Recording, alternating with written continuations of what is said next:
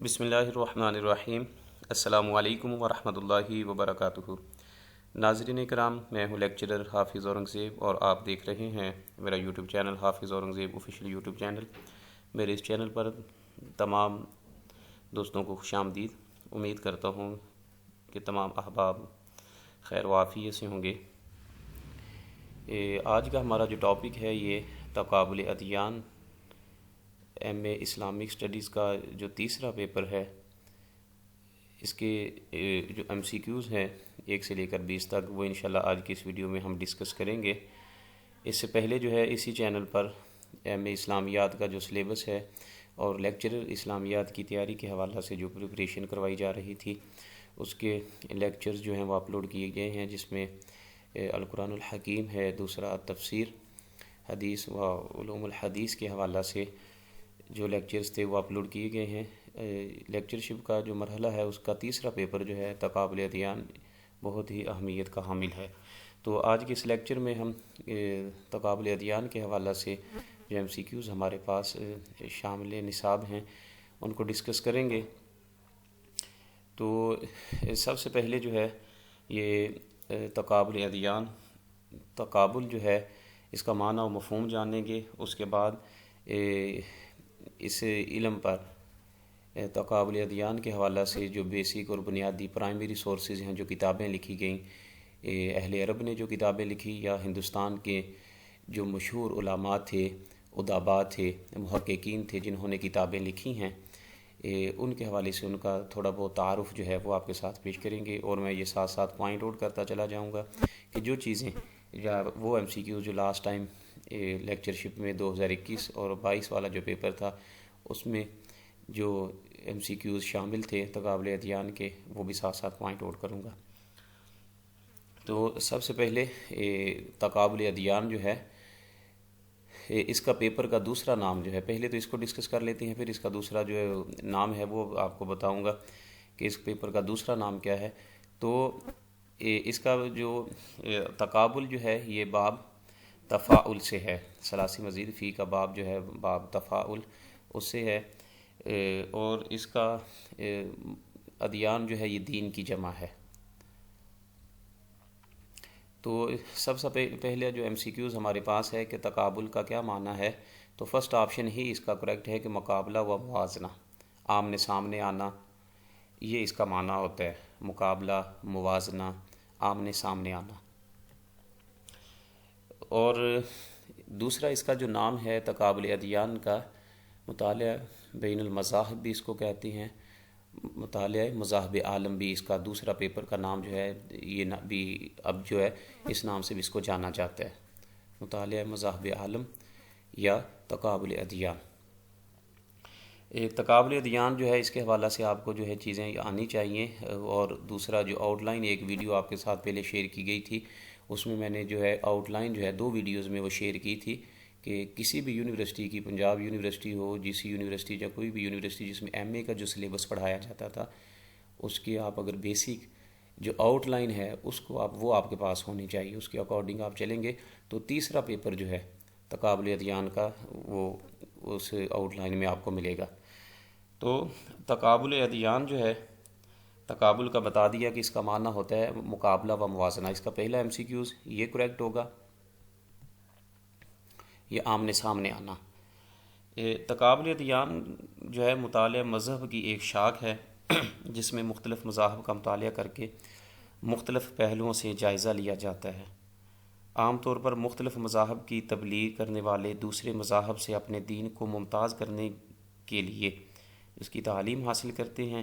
مختلف مذاہب کے بنیادی عقائد، عبادات اور رسومات وغیرہ کا ناقدانہ اور عادلانہ جائزہ کرنا، حق و باطل میں تمیز کی جا سکے، اس حوالہ سے مطالعہ کرتے ہیں، جس سے مذاہب کی خوبیاں اور خامیاں ظاہر ہوں تاکہ حق کے لیے ان میں سے حق والے گروہ کو قبول کرنے میں روشن راہ نظر آ جائے۔ تقابل مذاہب یا ادیان کی تاریخ خود مذہب جتنی پرانی ہے۔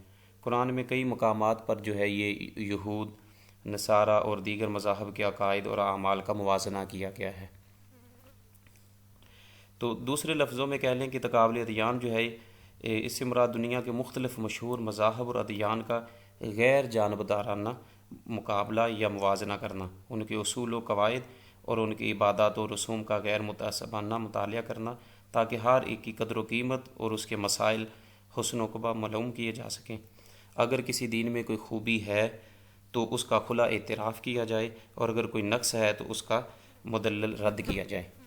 تو تقابل ادیان جو ہے دیگر ادیان کا جو ہے وہ مطالعہ کرنا، جیسے کہہ لیں کہ مسلمان جو ہے اگر وہ عیسائیت، کرسچینٹی یا یہودیزم کا جو ہے وہ مطالعہ کرتے ہیں، یا یہودی جو ہے یا عیسائی جو ہیں وہ مسلمان اسلام کا مطالعہ کرتے ہیں، اس کی اچھائیوں کو ڈھونڈتے ہیں، اس کے عقائد، اصول ان کو جانتے ہیں اور ان کی خوبیوں اور خامیوں کو جانتے ہیں، تو یہ معاملات جو ہیں، ایسے عمل جو ہے یہ تقابل کہلاتا ہے۔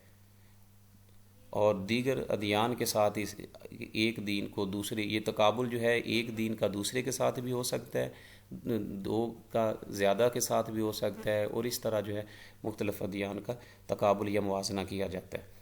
تو فرسٹ MCQ جو ہم نے ڈسکس کیا ہے کہ تقابل کا معنی کیا ہے، وہ مقابلہ اور موازنہ ہے۔ معنی مفہوم اس کا ہم ذکر کر چکے۔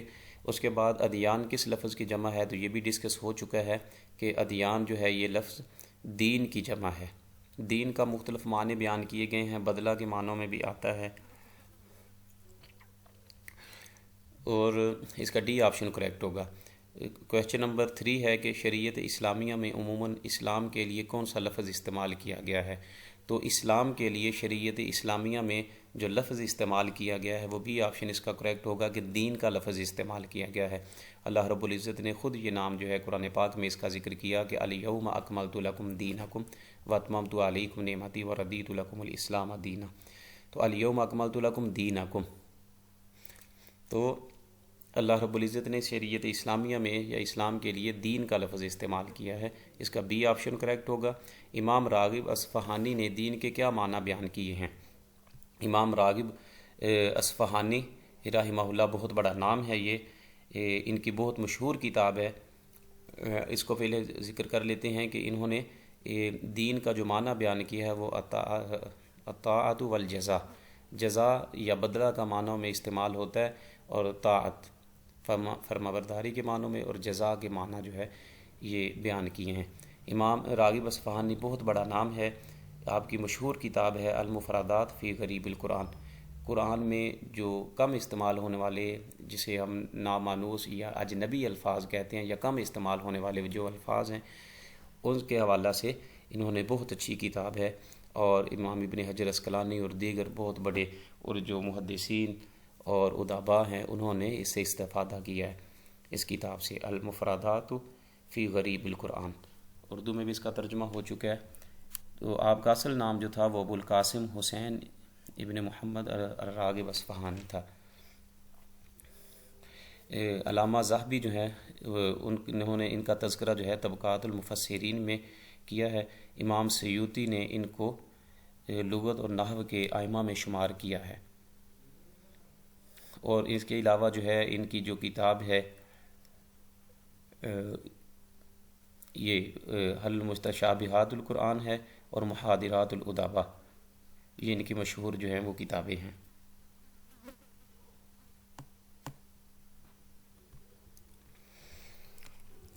اس کے بعد یہ کوٹیشن لکھی ہوئی ہے، کافی لینتھی ہے، تو اتنا لینتھی جو MCQs ہوتا ہے نا وہ پیپر میں نہیں آتا کبھی بھی۔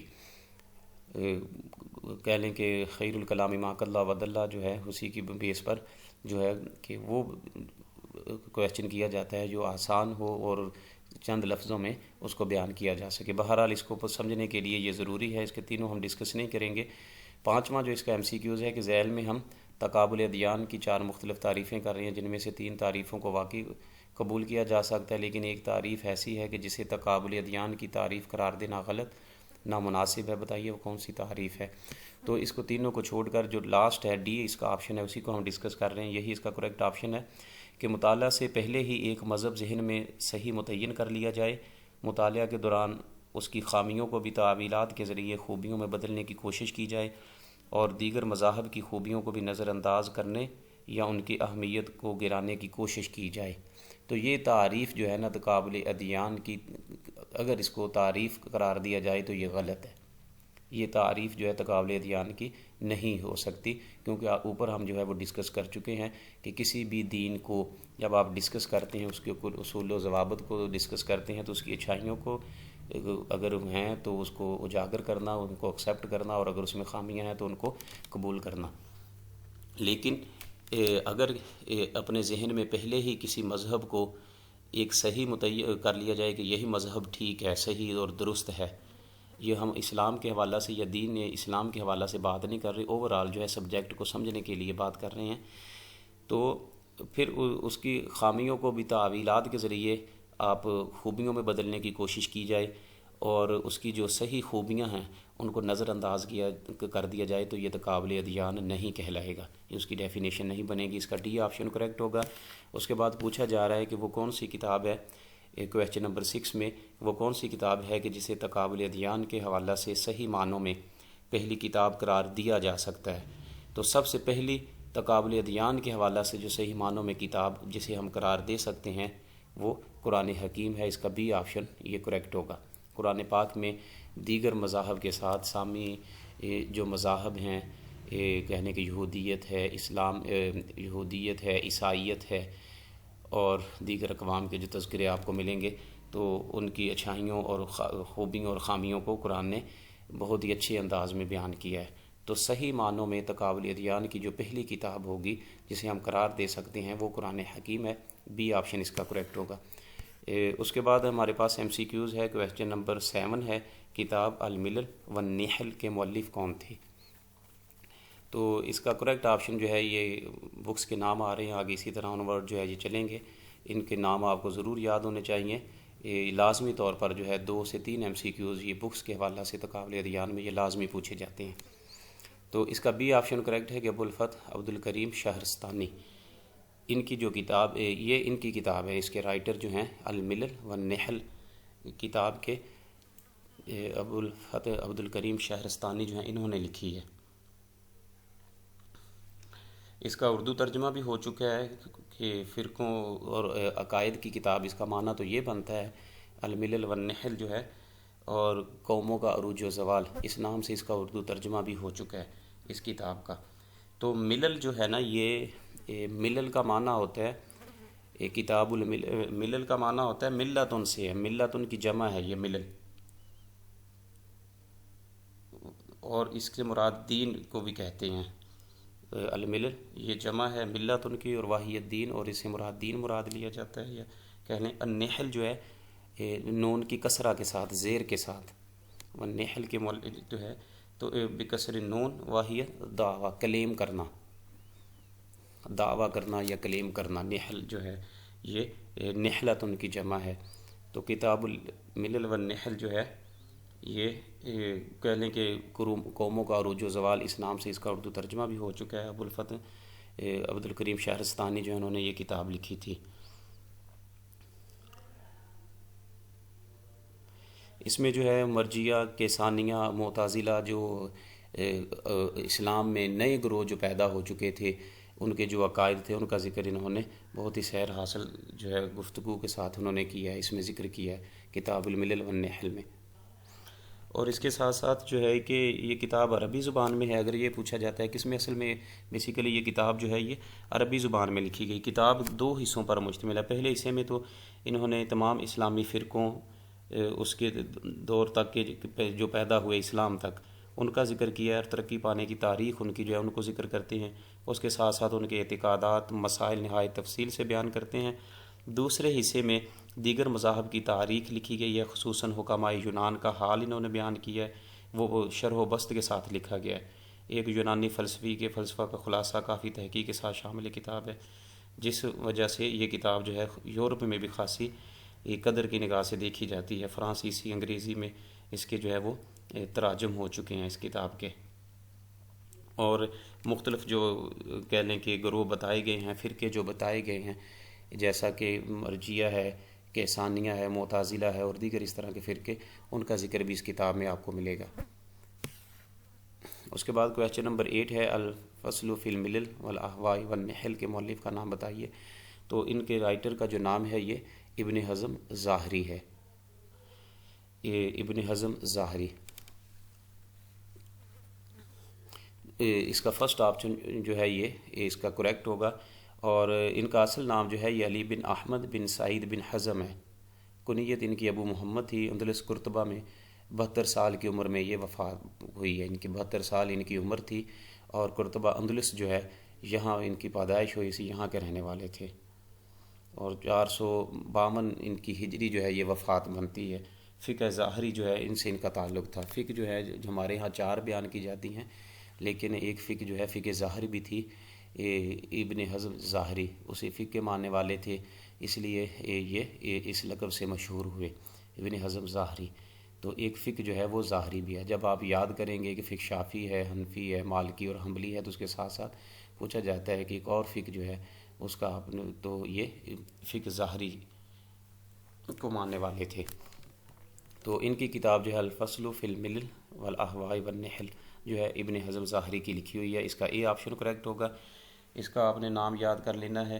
اس کے ساتھ ساتھ جو ہے پھر اگلا جو کویشچن ہے کہ کتاب الہند جو ہے یہ کس نے لکھی ہے، تو کتاب الہند جو ہے یہ مشہور ایم سی کیوز ہے، نور اسلام میں بھی آپ کو مل جائے گا، جگہ جگہ لکھا ہوا اور کتابوں میں بھی۔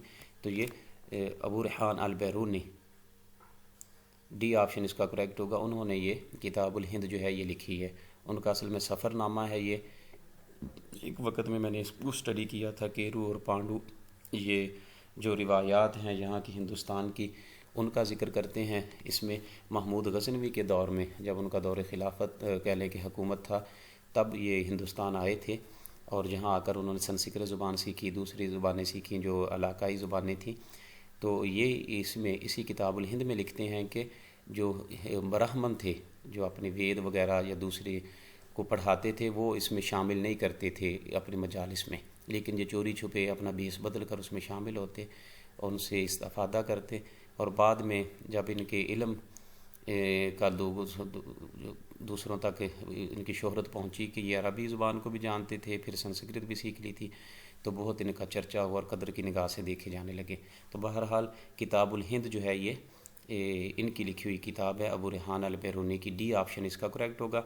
اس کے بعد کویشچن نمبر 10 ہے کہ الجواب الصحیح لمن بدل دین المسیح کس کی کتاب ہے، تو یہ کتاب جو ہے علامہ ابن تیمیہ کی لکھی ہوئی کتاب ہے۔ بہت بڑا نام ہے امام ابن تیمیہ کا۔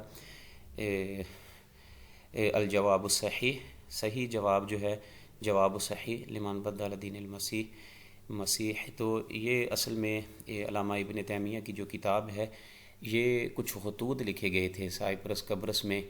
عیسائیوں کے جو راہب تھے اس وقت کے، جو بڑے علماء تھے، انہوں نے جو خطوط لکھے تھے، اور انہوں نے یہ ثابت کیا تھا کہ دین مسیح جو ہے یہ صحیح ہے، عیسائیت جو ہے یہ صحیح مذہب ہے۔ تو اس کے رد میں جو رسالہ لکھا گیا تھا، اس کے رد میں یہ انہوں نے کتاب جو ہے وہ لکھی تھی، اس کا جواب دیا تھا، اور کہہ لیں کہ جواب صحیح جو ہے لمن، اس کے لیے من بدل دین المسیح، جسوں نے دین مسیح کو بدل دیا ہے۔ پھر انہوں نے اس میں تحریفات جو ہوئی تھی دین مسیح میں، دین مسیح کو بدل دیا گیا تھا، اس حوالے سے انہوں نے بات کی ہے اس کا۔ اور اس کی کہہ لیں کہ خوبی یہ ہے کتاب کی کہ جیسے وہ رسالہ یا کتاب لکھی گئی تھی، تو اسی پیٹرن پہ ہی انہوں نے فصول بنائی ہیں، آگے ان کے ابواب بنائے ہوئے ہیں، اسی کے مطابق ہی جو کتاب کا پیٹرن تھا، اسی کے پیٹرن کے مطابق ہی یہ کتاب لکھی، اور اس کتاب کا جواب دیا گیا اور بتایا گیا کہ کہاں کہاں انہوں نے عیسائیت نے یا عیسائی لوگوں نے تحریفات کی ہیں اپنے دین میں۔ تو علامہ ابن یہ کتاب جو ہے علامہ ابن تیمیہ کی ہے، تقابل ادیان کے حوالہ سے بہت اچھی کتاب ہے۔ اس کے بعد کویشچن نمبر 11 ہے کہ مقارنۃ الادیان کس نے لکھی ہے، تو یہ ڈاکٹر احمد شبلی جو ہیں انہوں نے لکھی ہے، مصر سے ان کا تعلق تھا۔ اس کا سی آپشن کریکٹ ہوگا، مقارنۃ الادیان۔ اس کے بعد کویشچن نمبر 12 ہے کہ دنیا کے بڑے مذہب کس کی تصنیف ہے، تو یہ عماد الحسن آزاد فاروقی کی ہے، ڈی آپشن کریکٹ ہوگا۔ آئینہ حقیقت نما اس کے مصنف کا پوچھا جا رہا ہے، تو اکبر شاہ نجیب آبادی ہندوستان کا بہت بڑا نام ہے، انہوں نے لکھی ہے۔ اس کے بعد کویشچن نمبر ہمارے پاس ہے 14 نمبر پہ، یہ پوچھا جا رہا ہے خطبات مدارس کے مؤلف کون تھے، تو خطبات مدارس جو ہیں یہ اس کے جو مؤلف تھے یہ سید سلیمان ندوی رحمہ اللہ جو ہیں، سیرت النبی جو ہے انہوں نے لکھی تھی، اور اس کو مکمل کیا ہے اسی کتاب کو بہت اور بھی ان کی بہت سی کتابیں ہیں جو اسلام شامل نصاب بھی ہیں اپنا اسکولز میں کالجز میں. تو بہرحال سید سلیمان ندوی رحمہ اللہ جو ہیں انہوں نے جو ہے یہ کتاب ان کے خطبات مدارس کے نام سے.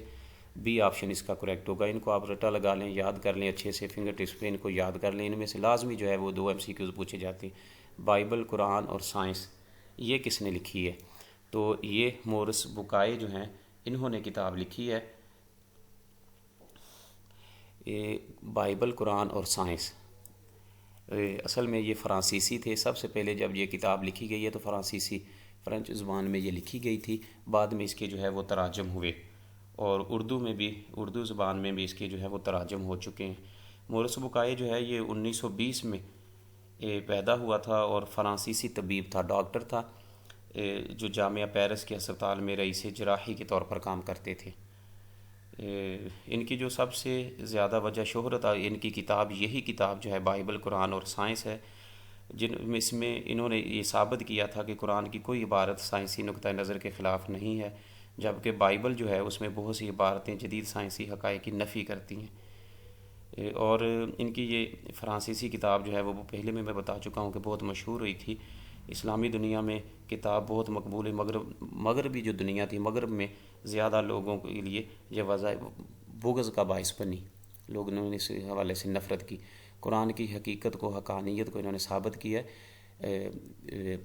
سعودی عرب میں میرے خیال میں آئی تھیں کہ اگر میں ذہن سے بات نہ نکل رہی ہو تو شاہ فیصل تھے, یا سعودی عرب کے جو اس وقت امیر تھے, ان کے علاج کے لیے یہ سعودی عرب آئے تھے, اور مختلف کتابیں جب پڑھا کرتے تھے تو اسی ہوٹل میں قرآن پاک بھی رکھا ہوا تھا. اس کو دیکھا انہوں نے, اس کو پڑھنے کی کوشش کی, تراجم وغیرہ. تو پھر بائبل کو پڑھا, اس کے بعد سائنس, اور اس حوالے سے پھر تینوں کا انہوں نے کہہ لیں کہ کنکلیوژن جہاں سائنس اور قرآن کو جو ہے وہ ذکر کیا, اور قرآن کو فوقیت حاصل ہوئی, اور انہوں نے یہ کتاب لکھی. وفات جو ہے ان کی 1998 میں ہوئی تھی, پیرس میں ہی ان کی ہوئی ہے. اور بعد میں انہوں نے کہتے ہیں کہ اسلام قبول کر لیا تھا وہ قرآن پاک کی تعلیمات سے متاثر ہو کر. تو مورس بکائے بہت بڑا نام ہے. بائبل, قرآن اور سائنس جو ہے یہ کتاب انہوں نے لکھی ہے. ڈی آپشن اس کا کریکٹ ہوگا. اس کے بعد اظہار الحق کس کی تصنیف ہے؟ تو یہ رحمت اللہ کرانوی, ہندوستان کا علاقہ ہے, یہاں کے رہنے والے تھے رحمت اللہ کرانوی. عیسائیت کی افکار کو روک تھام کے لیے اس وقت کا جو پوپ تھا ان کے زمانے کا, رحمت اللہ کرانوی کے دور کا, اس کا انہوں نے رد کیا ہے. ان کو کہنے کہ ٹف ٹائم دیا, اور وہ مناظرے سے بھاگ گیا. اس نے مناظرہ نہیں کیا ان کے ساتھ, ان کو مناظرہ جیتے ہیں اس. اور رحمت اللہ کرانوی جو ہیں یہ اسلام اور اہل سنت کے پاسبانوں میں سے تھے. جب انگریزوں نے حملہ کیا ہے ہندوستان پہ, اور ان کی مشینری جتنے بھی پشت پناہ تھے, انگریز جو تھے وہ لوگوں کو عیسائیت کی طرف بلا رہے تھے, اور عیسائی جو ہے کرنے کی کوششیں کر رہے تھے. تو انہوں نے رحمت اللہ کرانوی صاحب جو ہیں ان کے ساتھیوں نے مناظرے, تقریروں اور پمفلٹوں کے ذریعے اسلامی عقائد کا دفاع کیا تھا.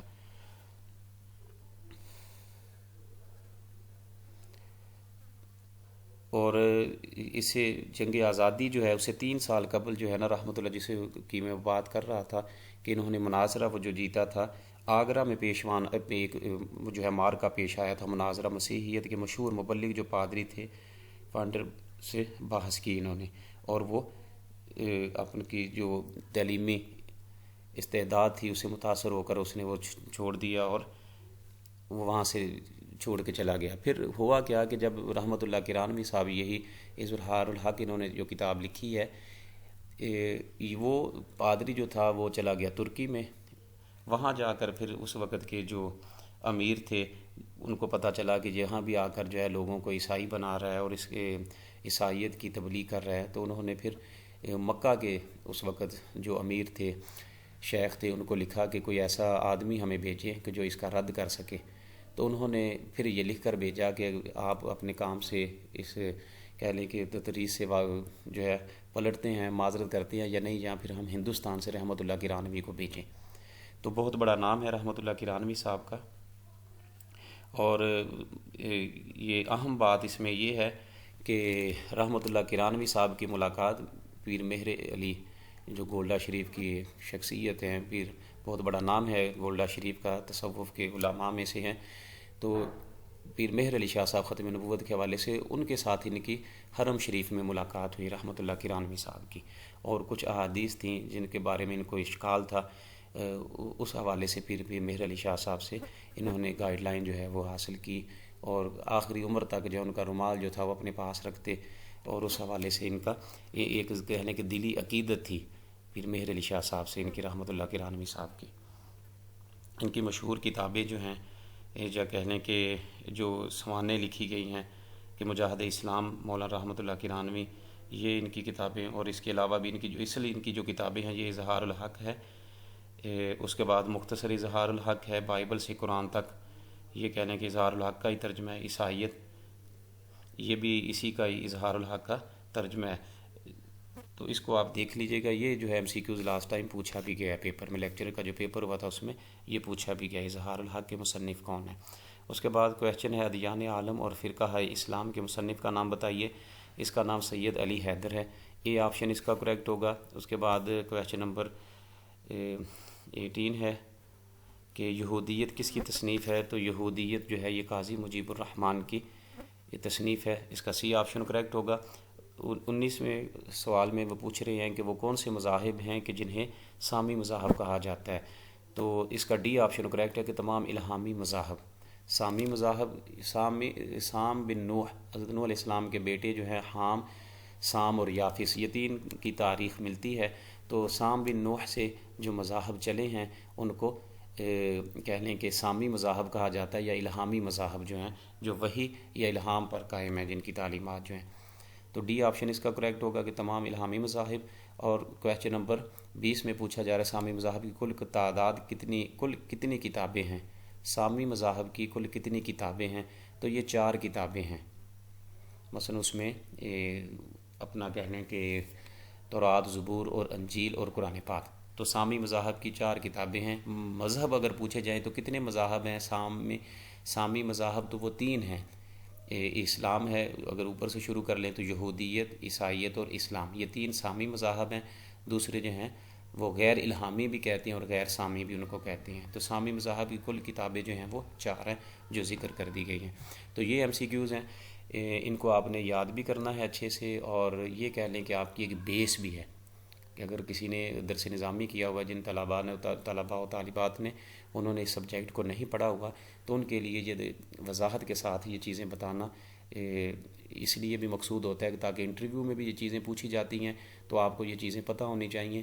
دوسرا یہ ہے کہ جنہوں نے یہ سبجیکٹ نہیں پڑھا ہوا، پہلے مدارس سے ان کا تعلق ہے، تو وہ ان کے لیے یہ پڑھنا اور سننا، اس کو سمجھنا جو ہے وہ آسان ہو، اور ساری چیزیں جو ہیں وہ ڈسکس نہیں کی جاتی، پھر وہ لیکچر جو ہے وہ لینتھی ہو جاتا ہے، اس کو کہنے کہ ٹائم کو بھی مد نظر رکھنا ہوتا ہے، تو اس حوالہ سے انہی پر اتفاق کرتے ہیں۔ جو چیز آپ کو نہیں آ رہی اس کو آپ ڈاؤن لوڈ کر سکتے ہیں گوگل پہ، یا میرا ڈسکرپشن میں نمبر دیا گیا ہوگا، آپ اس پہ رابطہ کر سکتے ہیں واٹس ایپ پہ۔ اللہ تعالی ہم سب کا حامی و ناصر ہو، اللہ پاک ہمیں استقامت عطا فرمائے۔ السلام علیکم ورحمۃ اللہ وبرکاتہ۔